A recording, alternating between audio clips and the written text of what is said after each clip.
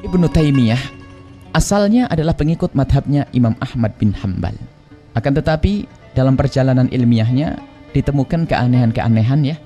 Termasuk dalam bukunya Al-Kalamut Thayyib itu juga mulai merendahkan waktu menolak kepada Syiah Rafidhah, sudah mulai sedikit kurang ajar kepada misalnya Imam Ali karramallahu wajhah.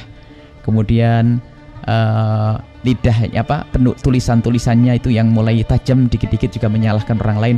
Bibit ekstrim adalah dari Ibnu Taimiyah. Ibnu Taimiyah itu adalah hidup di masa akhir zaman, bukan ulama salaf.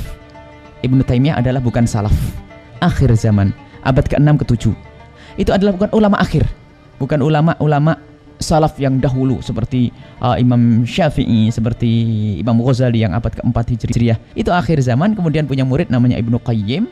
Ibnu Qayyim punya murid, ternyata kita ketemukan dalam buku-bukunya dikit-dikit juga membid'ahkan orang lain. Sementara pendahulunya tidak pernah seperti itu. Misalnya Ibnu Jauzi. Ibnu Jauzi adalah dari madhab Hambali, sangat sufi, luar biasa. Kemudian Ibnu Taimiyah dan Ibnu Qayyim rupanya sudah mulai menjauh di saat berbicara tentang ayat sifat. Berani mengatakan Allah adalah bertempat di atas langit. Ini adalah termasuk penyelewengan akidah. Allah tidak butuh tempat.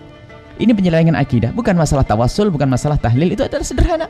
Akan tapi yang paling berbahaya di saat mengatakan Allah di atas arsy, Allah di atas langit. Apalagi dikatakan Allah duduk di atas kursinya. Masya Allah, musibah. Ini adalah akidah-akidah yang sesat dan menyesatkan.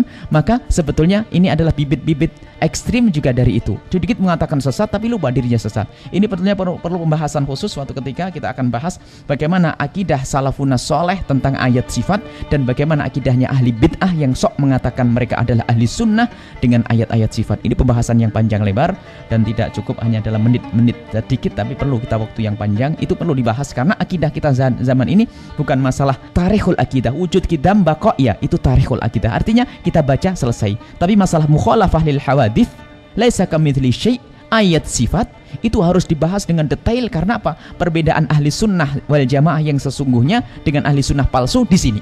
Adapun masalah tawasul itu sederhana. Tapi kalau sudah masalah ayatus sifat, mereka mengkafirkan kita. Persalahannya di sini, mereka mengkafirkan Asy'ariyah. Ini harus kita bahas suatu ketika insyaallah jika ada kesempatan. Wallahu a'lam bishawab.